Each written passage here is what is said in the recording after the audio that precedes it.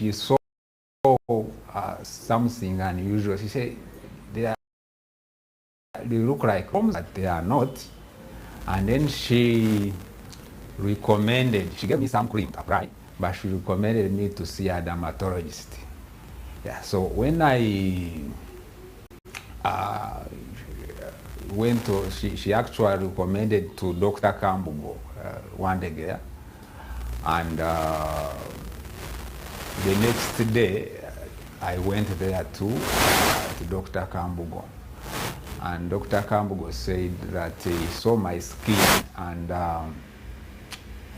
he said that it could be an allergy or something like that, and gave me some creams, like 2 types of creams to go and apply. So I went and applied, tried to apply, but the thing kept increasing.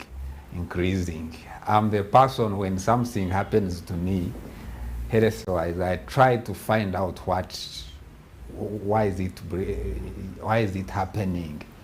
So I did not stop there. I went to another hospital. That is the Victoria Hospital in Bukoto now. And I found there, I think he was a physician, and he told me, he recommended to go to Unity Skin Clinic, that is at Acacia, because it is also a skin clinic for these conditions. So when I went there, I saw the doctor, I think it was Dr. Barbara by then. Then after that, I saw Dr. Marik. And they say this is vitiligo. I did not understand about vitiligo, though I used to see people with such kind of skin, and people would say this is Warongo, this is what, but I did not understand that. So the doctor said this is vitiligo. So what we are going to do is, we are going to do some phototherapy, where you go in the machine and then some light come on your body to bring the melanin back. Though they tested, they did other tests, like if my vitamins are okay and all that, and everything was okay. And they put me on that phototherapy. I used to go there like twice in a week, but it was expensive treatment. Yeah, so I asked the doctor, now how will I go into public and all that? And I remember they gave me the powder and the makeup. Yeah, they gave me the makeup, and I tried to apply the makeup for me to go in public. Because my home, when I reached my home, my children could see a different face. The children were also shocked. I have 2 girls and my wife. So they were shocked to see the dad skin changing and all that. So from there, I stopped now going to public. Because I would meet this person, and the person would tell you, Edwin, what happened? What's the problem? So that saying, like, meet a person and asks you that, becomes shocks. The person gets like shocks. It affects me. So I continued at Acacia, but it was expensive. So I decided to go back to Victoria Hospital and meet another dermatologist who was an Indian, forgotten. And she told me, she actually gave me some options. Take passion fruits, the fresh ones, the raw ones, the small ones. You continue taking them, and then avoid things that can bring stress. Try to avoid such things, and then move on. Say, she actually didn't actually give me the medicine. She told me the medicine is not there. Yeah, that's literally what she told me. So after that, I got to know that, this condition, it seems it's not reversible, because the whole head was white, even the whole of this was white. It was turning white, because when you see my pictures, when I was okay on my pictures when it started, and when it was too much, you can see now there is a great improvement. So I remained at home. I remember then Corona came and all that, and I felt being alone there. Yeah. Many people came to see me, people from my church and all that. They came to see me, gave me comforting words. Hey, Edwin, you can move on. People have it, can move on. But for people, they could not know what I was going through in my heart, because I was struggling to go in public. So I said to get off public. And then I used to be at home. Then I went to my village in Bushenyi. I also spent some months there during COVID. So people, of course, were giving me remedies and whatever. And the more they could give you remedies, the more you even get more stressed. Yeah, so I said, I even went into prayer. I said, surely God. But I had to get off the public for some time, because you meet people and people will tell you, trying to encourage you to do what, but like stressing you at that moment, and I never wanted the stress. So after I think it took me 8 months to now to have some strength to go in public and move and see people and talk to them and all that. Yeah. So I got to know that now this condition, it is me who has it, and then it's me who know how I'm feeling. Because a person was seeing me well, even relatives, many of them, they could actually meet me, and some, they get scared. And some of them I even cut off. I said, no, I will not visit. Whenever we have a gathering, I limited that, because I wanted to gain strength. It is actually my family, maybe my wife and the children, who knew maybe what I was going through. So after that, then I gained some mantle of stay pass again. And I went to church. I think the first time go to public, I went to church. Of course, people could call you and say, no, you can move, you can move. I could say, yes, I can move, but I could not go.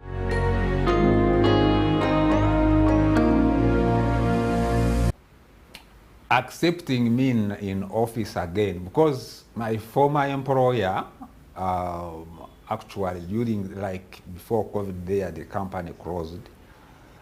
And actually I think that was maybe the start of that, because when they told us that the company is closing, and then that's when actually they started developing, because the doctor at Victoria, the Indian, told me, give me the story, how it started. She asked me, did you work, did you leave? I think they have experience, someone leaves work and maybe stress comes in.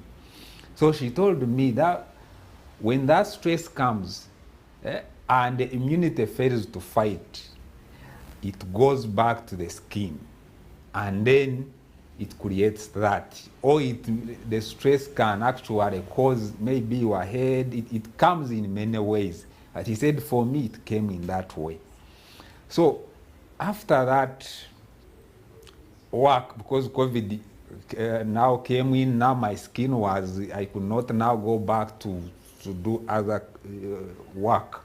So after gaining mantle, now that's when I started now looking looking for work. So when I went for work, the first work I got was, the company is called Extreme Hygiene Solutions. I went there, and they gave me work to do. Of course, people would see you and ask you what happened. But because I had gone through it personally, I would come out and tell them that, yeah, this is the condition. This is, of course, people would see, and you see them very, very scared, very scared. Eh? So you even wonder and say, with these people, will they take me? Will they? Eh? So it became a challenge. Like, you feel someone like doesn't want to come near you. Some people may think this is maybe a contact disease. It actually took, maybe by the grace of God, that some people know that this is not a contaminated disease. It is not bad to touch this person and all that. So I started working even in other places. I went and worked, but shockingly, like some of the workplaces, they actually could not look at what. Actually, some of them could not even ask me. Yeah, they could not even ask me. They asked me like after some time. I think it's like some people have some level of maturity, could say. They maybe think asking me at that point of time would maybe cause more problems. So they would ask me, like some bosses at a later stage. They say, Edwin, now, where are you born with this case and all that? Then I would now start explaining to them what happened. I was actually on Facebook. So I saw a lady, Penina, with the whole, because for her she used to put her face, her whole face, how she is. Then I saw her, like she was saying about vitiligo, that you can move on and what. So I went to her inbox and asked her, what is, how are you? How are you dealing with this condition? Then I told her, yes, I'm Edwin, and this is my condition. I cannot share my pictures on Facebook, but I need to meet you. He said, okay, yeah, we can meet. I'm in Bukoto and what? But you know Facebook things. You can decide to meet with a person and the person appears. So I said, she even put her number there. So you can call me on this number.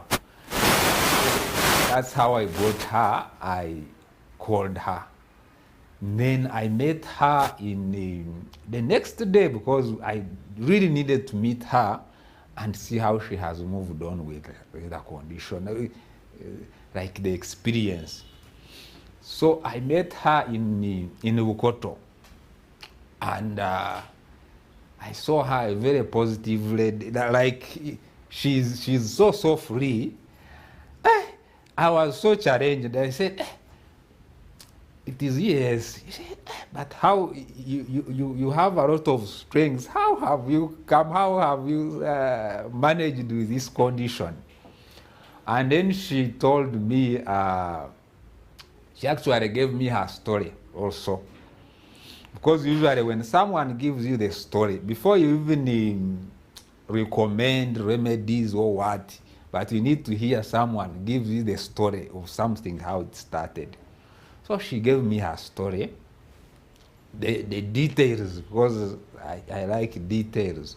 So she gave me the whole detail and what she happened and now where she is.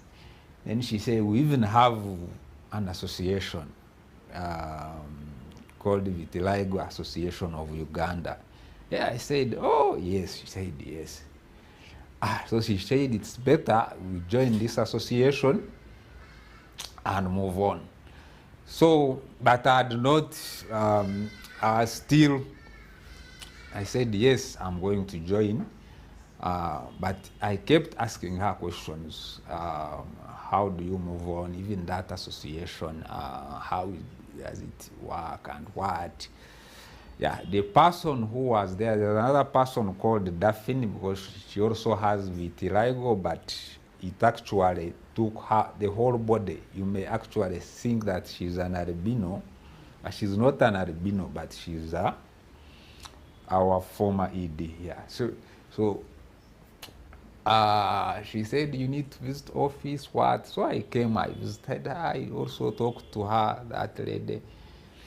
And he told me, she actually gave me sunscreen. She said, the best thing to fight with this is get sunscreen.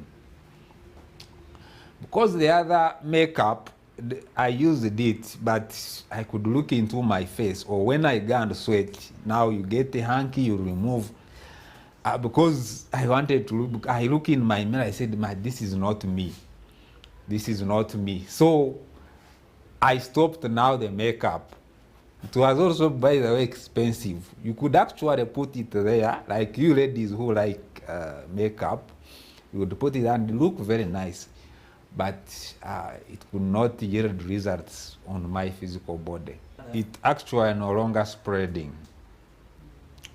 And I think that doctor at the Indian doctor at Victoria Hospital, because she told me, Edwin, don't go for many remedies.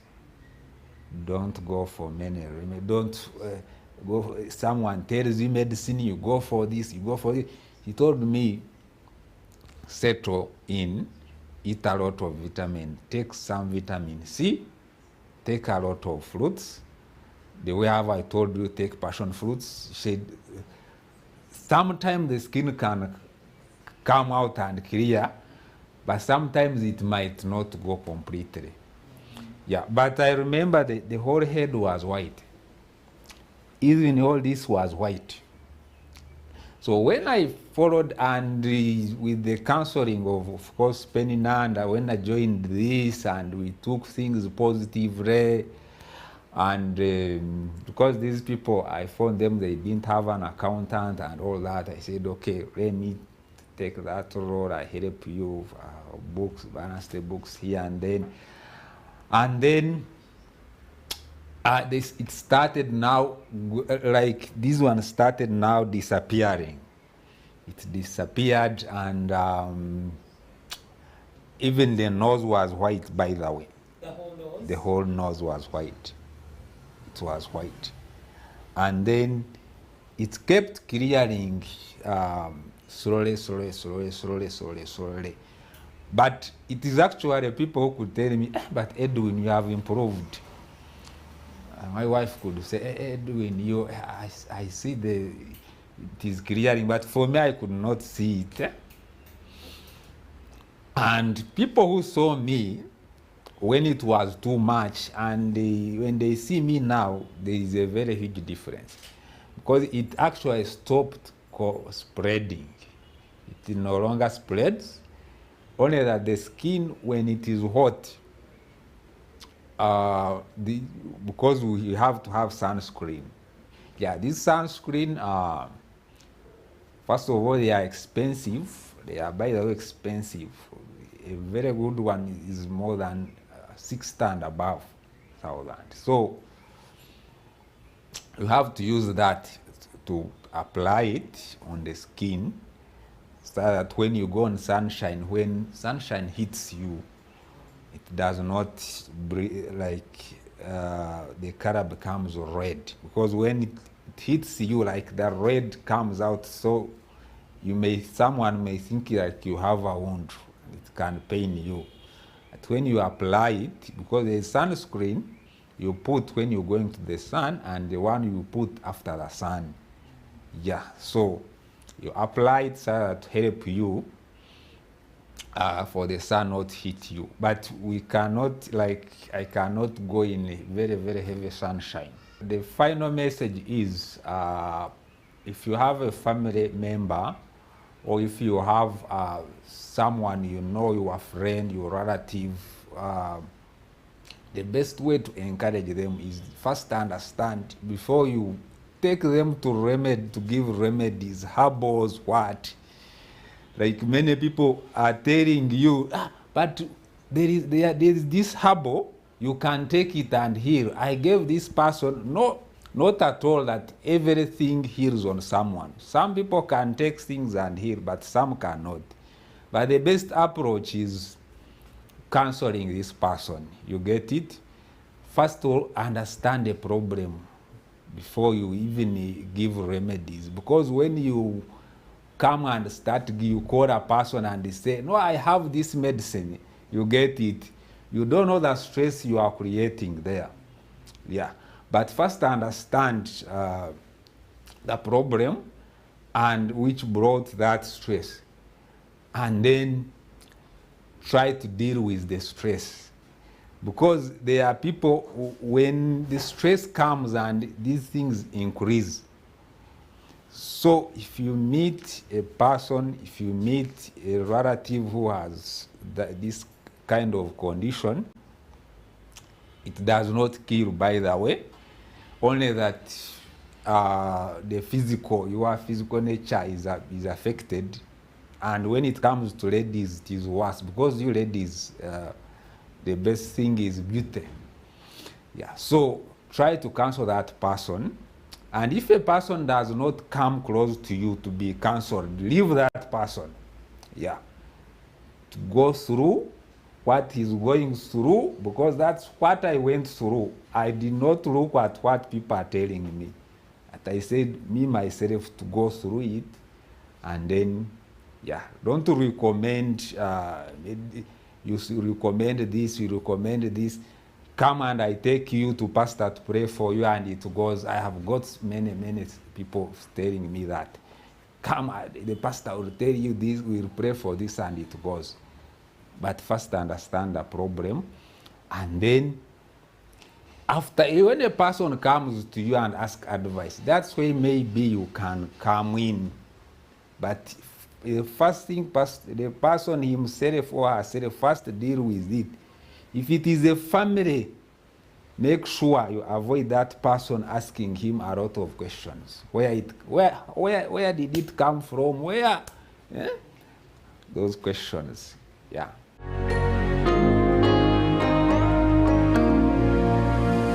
A person with vitiligo should learn what triggers it to spread more. Secondly, they must have a treatment plan to manage the condition. However, it's important to note that there is no guarantee that your skin will return to normal. If it does, fantastic. Well, see you next week, same time.